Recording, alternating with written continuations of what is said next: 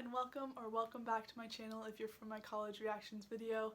My name is Julia. I'm a high school senior from Washington State, and these are the stats that got me into Boston University, Northeastern, American University, George Washington, among many others.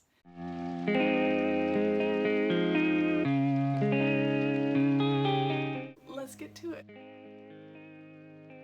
So first off, I did not send in any standardized testing scores. I took the ACT once in the fall that I had prepared briefly for, and I just didn't get the score that I really wanted, and by that point I had already submitted my application, so I kind of told schools already that I wasn't going to send them my score, and it wasn't good enough to just send it anyway. So my recommendation, if you get a score that you know you don't want colleges to see, if it's an option to not send it, you don't really need to send it. It didn't hurt me in any way. I got into all of those schools and it wasn't considered in my application at all. But if you get a good score, do send it because it will help you. Secondly, GPAs. So my GPA was a 4.57 weighted because my school really only sends weighted scores. In terms of unweighted, that would be around a 3.65. I took a lot of honors courses in my freshman and sophomore year, and then I took IB or International Baccalaureate courses in my junior and senior year. I can make an entire video about IB, but it's basically like AP except you take a lot more courses like theory of knowledge and CAS, and you write an extended essay over a year. It's pretty rigorous. That definitely had an appeal in my application as well. Third, the courses I took. In IB, you have to take 6 courses. 3 of them were HL. You can have up to 4 HL courses. The HL courses I took were English, biology, and global politics, and then my SL courses were Spanish, which I tested in junior year for, and I got a 5.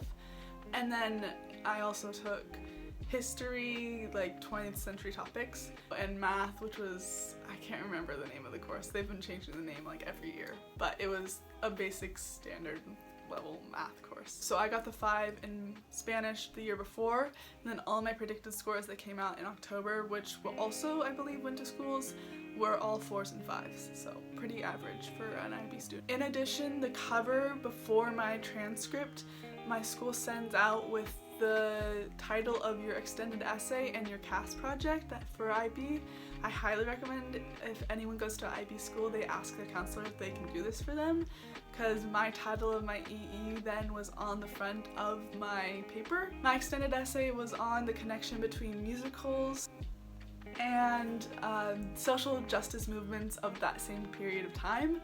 So it just gives the college an idea of what you're interested in outside of all of the other things you do. In addition, my CAS project was a community-oriented club that sent students out on different excursions into the community, helping students gain service components to their resumes as well. I had to pull out my computer for this next part because I could not remember what I put down on my Common App for activities, but here we go.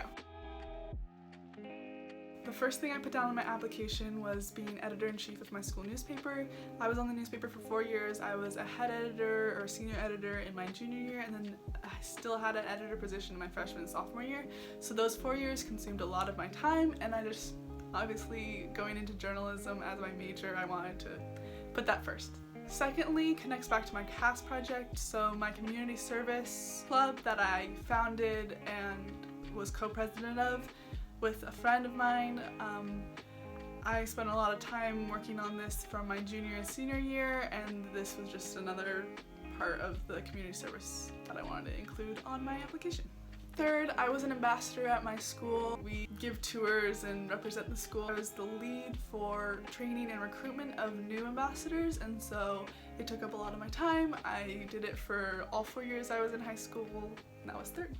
Fourth, I was the president of our higher education representatives group. We welcomed schools and universities that visited us on campus when that was still possible, and we greeted them in the virtual format as well, so it just meant greeting the college when they came to the front desk and walking them to the room to visit students and just being a representative of the school in the same way as ambassadors.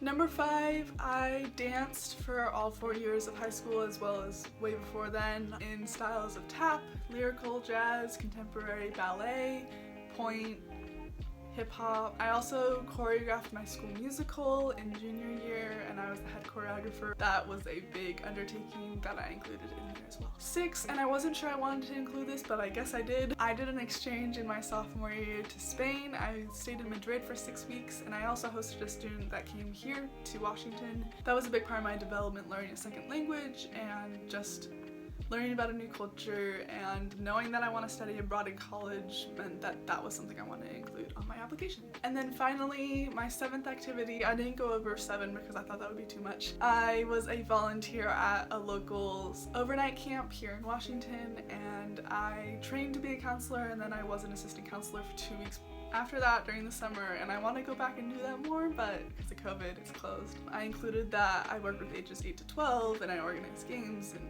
all that stuff. Some schools will let you upload a PDF of a resume, so I included that on some schools, which included my job, included tutoring a student, included babysitting, Northeastern Medill workshop that I did in the summer, and becoming a Free Spirit Scholar. I also included the fact that I taught dance and all these other things.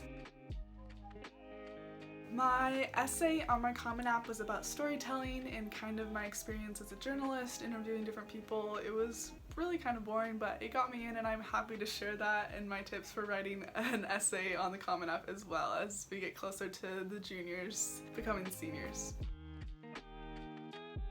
As far as awards go, like I mentioned, I was a Free Spirit Scholar in 2020. I won this as the representative of Washington State under the Freedom Forum's scholarship. I got $1,000 to go to college, and I also was supposed to have an all expenses paid trip to Washington DC, but hopefully I'll get that again. Instead, I did a 5-day or 4-day workshop on Zoom. It was really exciting, and I met a lot of really cool people. And then my second award was a school award. It was an acquired language award that I got for being a Spanish student, and yeah, it was awarded to one student. I think that's it for all of my stats. Let me know if I missed anything, and I can comment it if you leave a comment down below. Remember to like and subscribe to stick around because I really like making these videos, and I'll also be updating my Instagram and TikTok sooner than the rest of my socials, so go follow those if you want to know where I choose to go to college first before any of those videos come out. See you in the next one.